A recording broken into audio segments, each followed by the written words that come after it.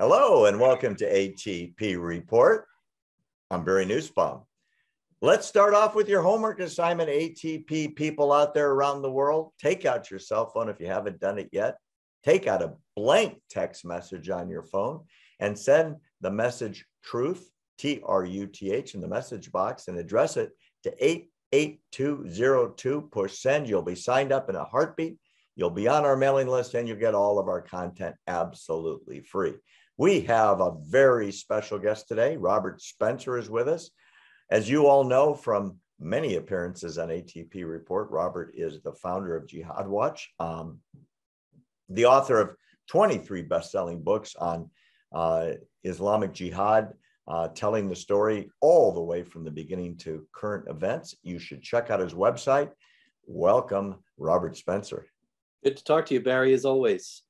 Thanks for coming on as usual. Let's start off with your favorite topic. That's in quotes. The Iranian mullahs are nothing if not vindictive. There's a report out now that at least 2 Iranians belonging to the Islamic Revolutionary Guard Corps, the Quds Force, have been plotting to assassinate former National Security Advisor John Bolton.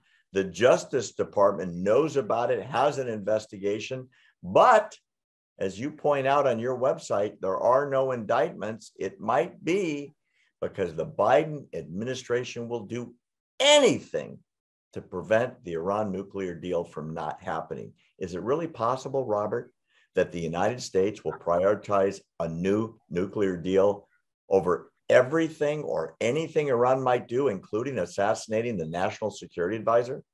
That does seem to be the case, Barry. They know who these men are who were plotting. They know what they were up to. They were committing offenses that are indeed indictable, and yet no indictments are forthcoming.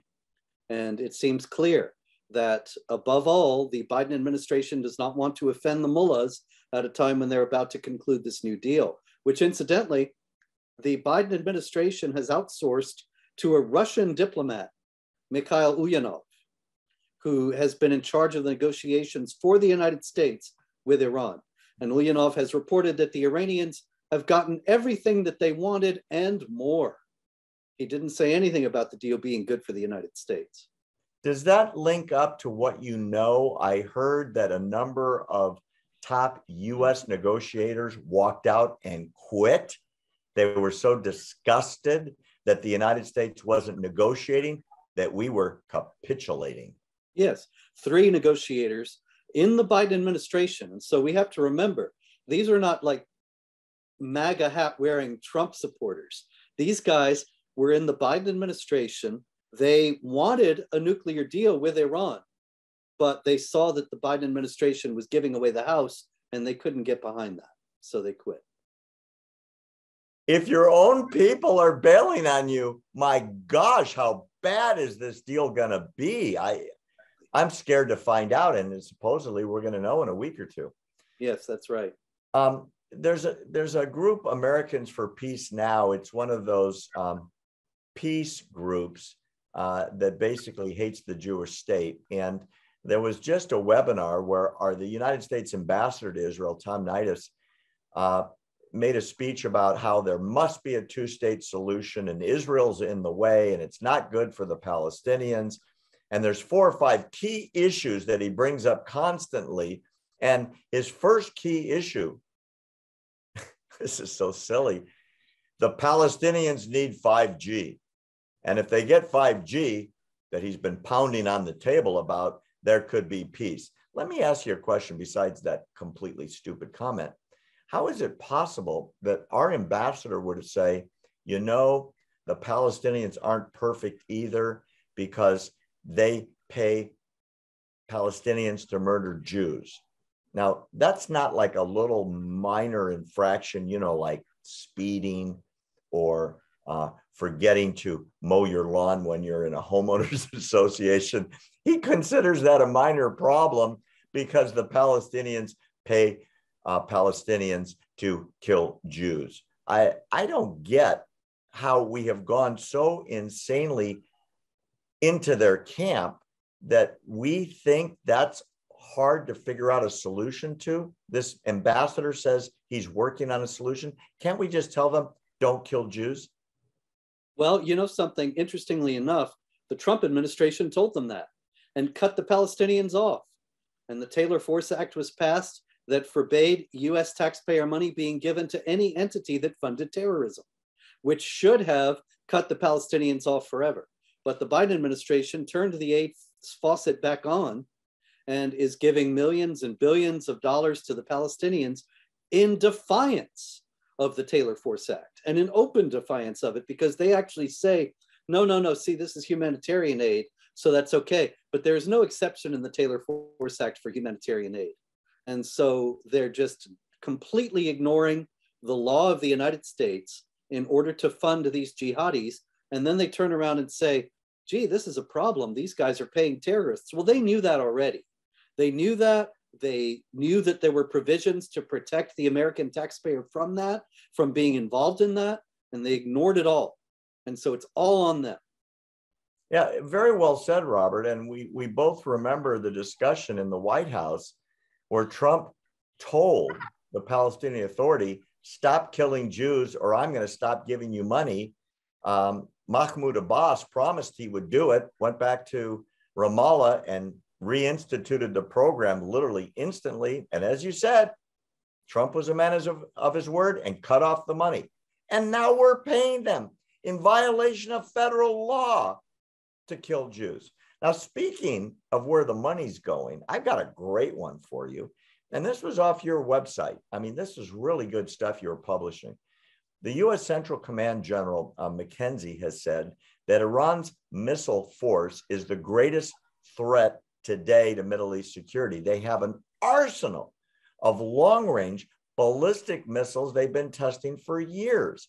So for 7 years, they've been pouring enormous amounts of money into ballistic missile delivery systems. Where'd they get the money, Robert? As you said, from us.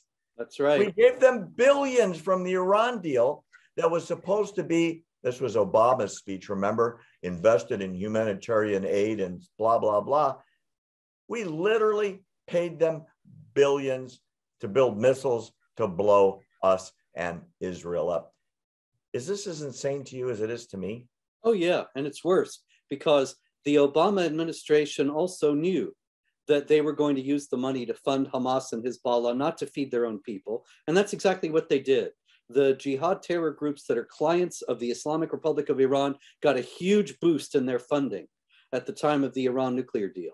And now, with this new nuclear deal, it looks as if they're going to get $150 billion. And that is, once again, not going to go to the Iranian people. It's going to go to Hamas, to Palestinian Islamic Jihad, to Hezbollah, and also very little known to leftist groups, communist groups around the world, because the Islamic Republic has been discovered in Spain, for example, to be funding them, as well as jihad groups. It seems that what they want to do, of course, above all, is destabilize and ultimately destroy the West. And so Marxist parties will do just as well for that. Well, there's a revolutionary group with a formerly great name and reputation called Amnesty International.